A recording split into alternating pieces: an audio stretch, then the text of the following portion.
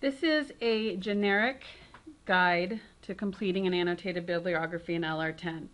Please be aware that the orientation I am giving you now is not necessarily the exact directions for the annotated bibliography in your actual LR10 class. You need to make sure you read the specific directions related to your LR10 class.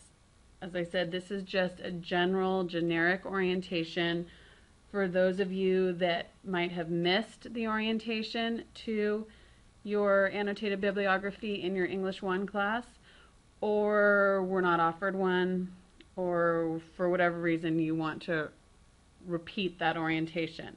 But here are the directions for the annotated bibliography. You need to make sure that you're reading through and following the particular directions for your LR10 course. Okay? The first thing I want to talk to you about is I actually would like to just start with an example of the annotated bibliography. I'm going to click on here and open that up. Please remember, again, this is an example. The idea of this is that you will have a visual idea of what this needs to look like. But again, the particular rules are going to be in those directions. So do not use this example or this video as the actual rules and directions to your particular annotated bibliography. Excuse me for that. Okay, so the first page is an MLA formatted heading, like this. Last name, page number up here. Your title centered. I prefer that you actually create a title instead of just writing annotated bibliography. Notice that capital letters are used in all major words of the title. And then the first part is a summary paragraph about your subject, what it is that you are going to be researching and working on for your research paper in English 1. This should have some detail. If you've already done a research proposal, then you can pull from that. It's just to give me an idea of what it is that you are working on.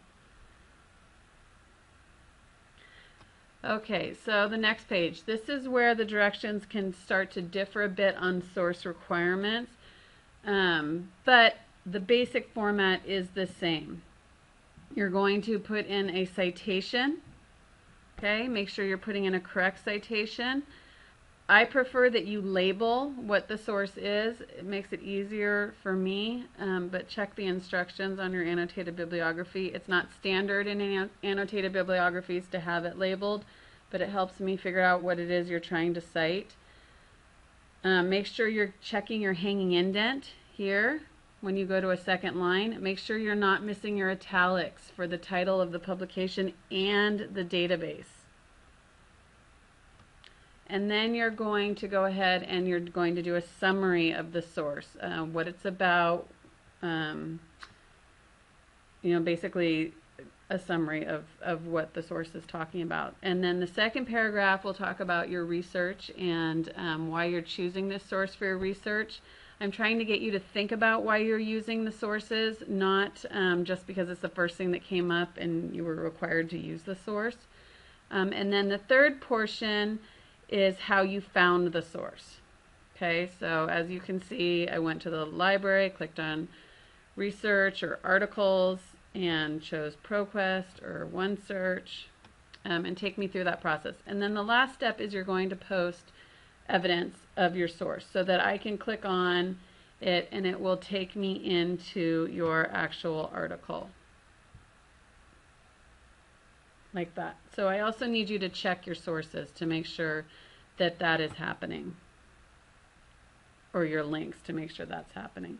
And then you'll go through, make sure this is in alphabetical order, so you can see starts with the first citation starts with C, the next one is also a C. Again, it's labeled for what kind of source it is. A scholarly journal is cited differently than a magazine, so again, it helps me to figure out what it is that you're citing and check your citation.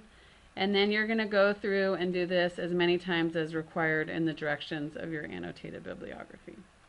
Okay, so this is again is just a visual guide of what the final annotated bibliography looks like.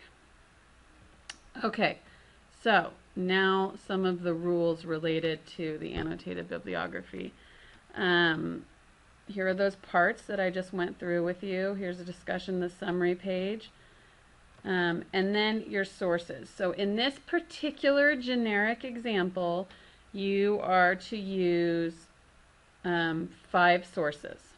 Okay, the first is a full text book. I don't want you using Google Books. They're often not full text, or they're out of copyright, which makes them very old. eBrary is great. EBSCOhost eBooks is great. You can also use print books. Remember, a print book citation and an ebook citation are different, so make sure you do that correctly. And then again, you see here you're going to have your MLA citation, your summary, relevance to your research, and how you located the item, and then you're going to provide evidence, which I will talk to you about in a minute. You're then going to do 3 articles from an SCC database. They may not be from Google, and your evidence is what proves to me that they are from an SCC database. I'm testing whether or not you know how to do this. So you're going to find newspaper article, magazine article, scholarly journal article, or some sort of combination of those. You could do 3 newspapers, 3 scholarly journals. It just depends on your topic. And then the website. You can use Google. Open website is fine. You just need to explain to me why it's a credible website in addition to your other pieces of your annotation. So I want you to use the CARS or the CRAP evaluations to do this. Even if it's CNN or New York Times or something totally obvious, I want you to pretend like I am from another planet and you're introducing me to this source. So you need to take the New York Times through the CARS checklist, etc. Okay, so then some things that people forget. So don't forget. Make sure you do your summary page in your works cited.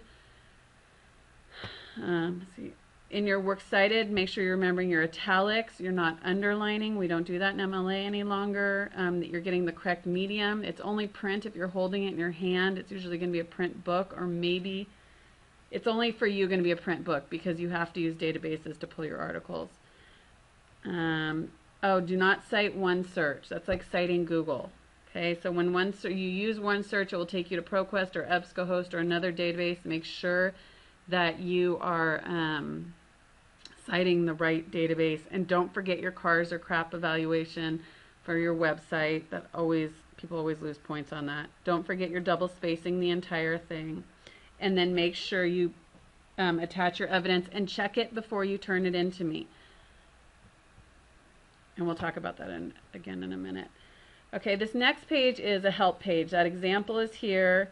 Here is an MLA cheat sheet, and you can use this to check your citations. I'm fine if you want to use EasyBib. We've been practicing that in class. I'm also fine if you want to pull your annotations from the databases. I expect you to check them. They're not always correct. So make sure you're checking your magazine citation against this actual correct citation.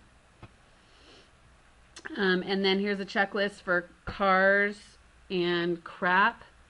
So you can use that for your website. And then here's an illustrated guide to the citation tools in the databases, so how to use those.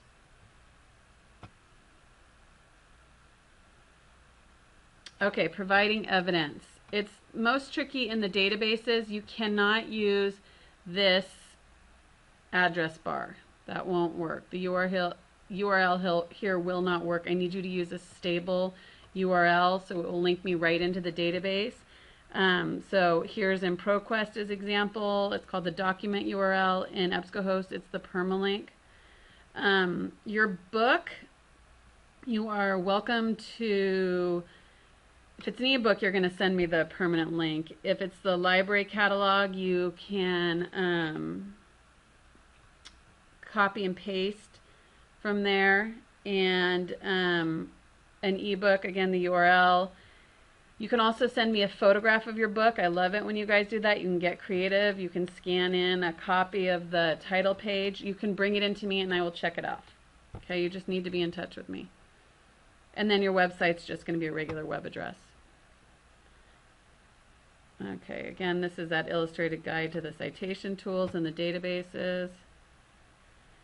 Okay, your final LR10 annotated bibliography will have the due date here. This is going to be a due date for one of my classes. The rest of you, this will have already passed, and you need to be looking at the due date for your particular class. Do also notice that this is usually a Sunday due date, so you need to look and see when the last day you can see me face-to-face is, because I don't want to be doing 5 p.m. on Sunday night emailing trying to get you squared away. You need to have gone through these directions early, identified where you have questions, and have gotten in touch with me.